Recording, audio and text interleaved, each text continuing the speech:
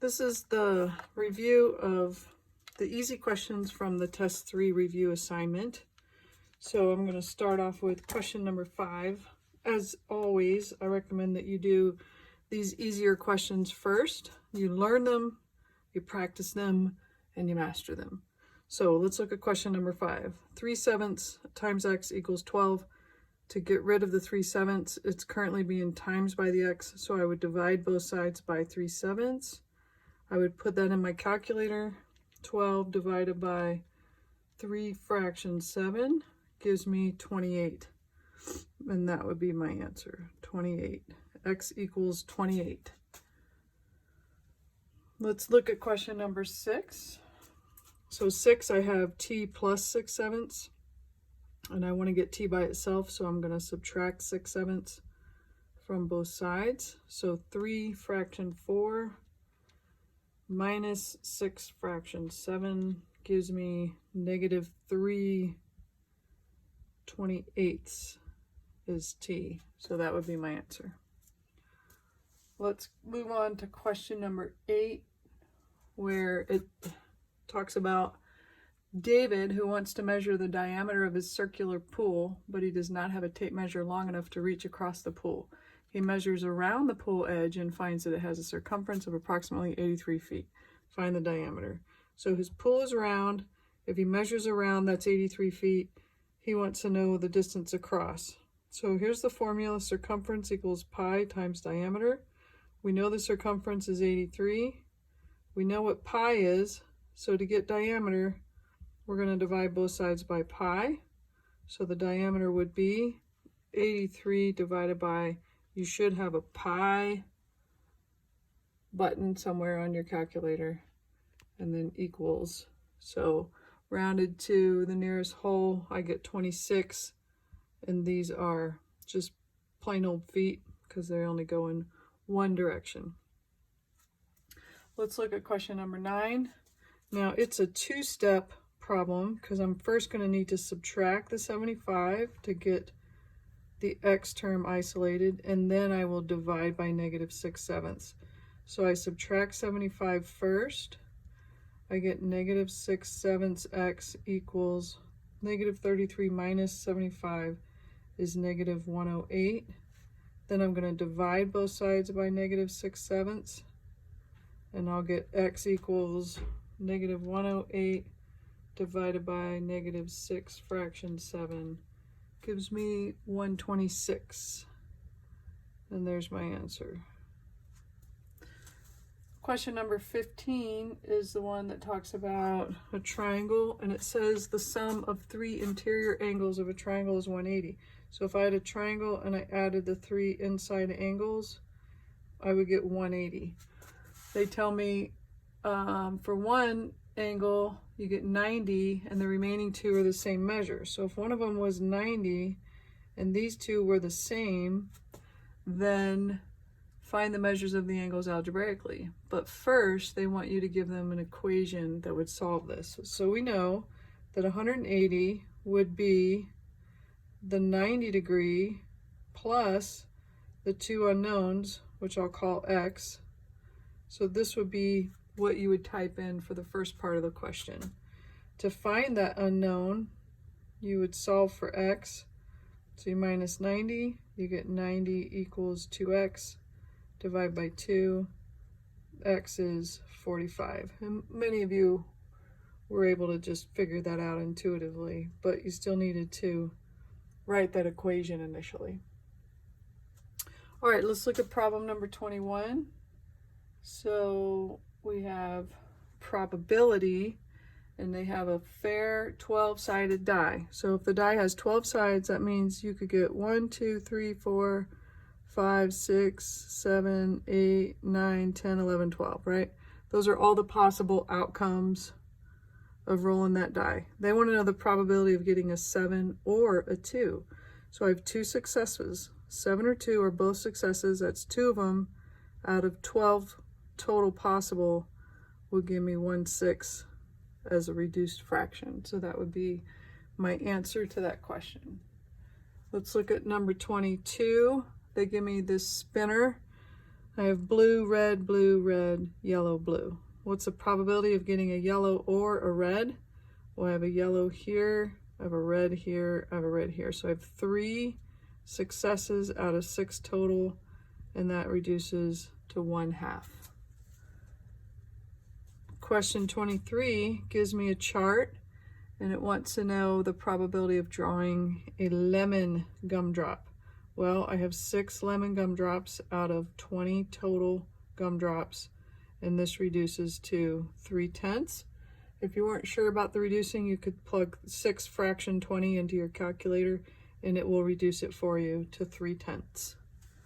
Let's look at number 24, which talks about the number of people in this class. Now the total, if you add all these up, will give you 2,000. And they want to know the probability that the chosen student is a junior. So you have 483 juniors, so that's all the successful ways out of 2,000, and this actually does not reduce, so that is the answer for that. And if you weren't sure, type in 483 fraction 2,000 in your calculator, and it will keep it that way, which tells you that it does not reduce. Okay, let's move on to question number 26, which says,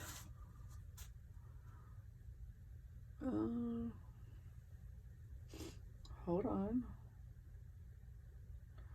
Okay, it says, what does it mean to say that data have a positive correlation? Well, hopefully by now you've realized that positive means that the line moves up as we're going left to right, which means that the x is getting bigger, it's moving in this direction at the same time that y is getting bigger. This is moving to the right and up at the same time. So as one variable increases, the value of the other also increases. So positive, slope, both are increasing for positive. For negative, one is increasing while the other one is decreasing. All right, let's move along to question number 30. 30 wants me to find a slope of these 2 points. So I'm going to put it into my slope formula. And remember that was, if this is x and y, and this is x and y, and this is my first point, my second point, I'm going to do y2 minus y1, so that's -8, or I'm sorry, -9 minus -8, over x2 minus x1 is 4 minus 4. Well, guess what? 4 minus 4 is 0. Doesn't matter what's on top. I cannot divide by 0, so this slope is undefined. Okay. Let's see what's next. Number 31. So 31, well, I feel like I skipped one. I did. I skipped 27. Let me go back to 27 real quick. In 27, I have a picture for that one. Dun, dun, dun. So they give you something like this, and they say, does the following scatter plot indicate a linear trend in the data? And the answer is yes, it's linear because they generally follow a straight line.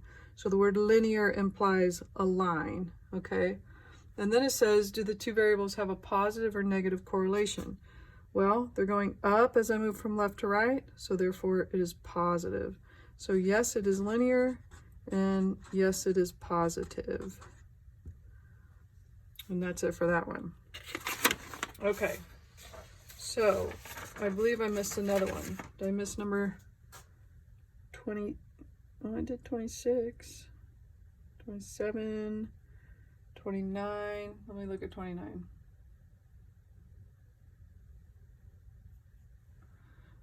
Right. Okay, this one is number 29. And it wants me to find the slope. So remember, if I have a picture, I can just count up 1, 2, 3 and over 1, 2, 3. So my rise is 3 over my run, which is 3.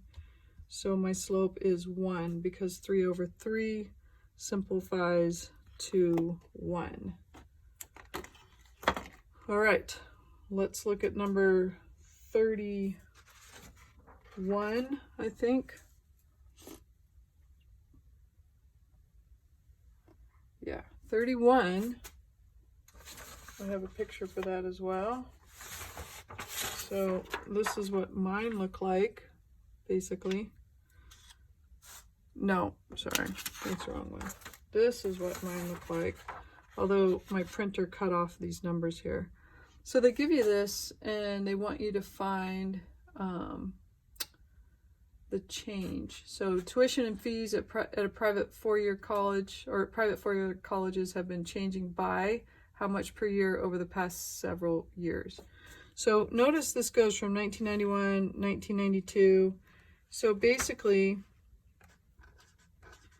the run from one point to another is just 1, right? From 91 to 92 is 1 year. So what I really need to do then is find the rise in order to get that slope. And you can't really see my numbers, but this number here is 12,000, and the next one is 14,000, which means each tick mark is going up 1,000, right? So we go from here, and that's half a tick mark. That's a whole. So basically I go 2 whole tick marks. So 2 whole tick marks would be 2,000. So my rise is 2,000 over my run of 1. So I would just say 2,000. So it's changing by $2,000 per year over the past several years. So what's nice about this is you don't really have to figure out the run, because those are just 1 year increments. All you really have to do is figure out how high you go from one dot to the next dot. And that is that. Okay. So I believe my last question is this one, number 32. And this one is easier because they've actually labeled the points. They want you to find the slope. Well, we can use our formula, right? XY, XY. Then I've got, this is my first point, this is my second point.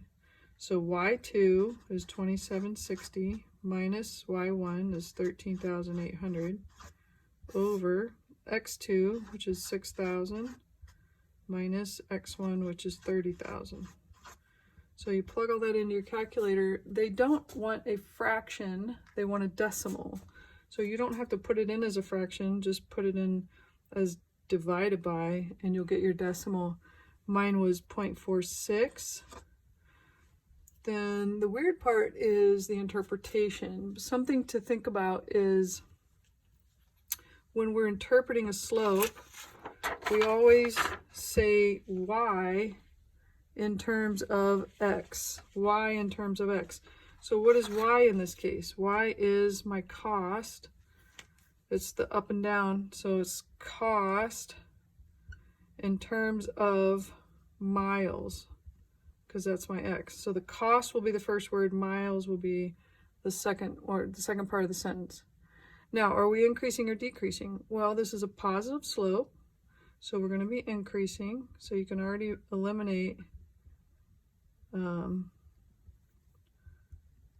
of your answers, the ones that were decreasing. So the cost increases by how much?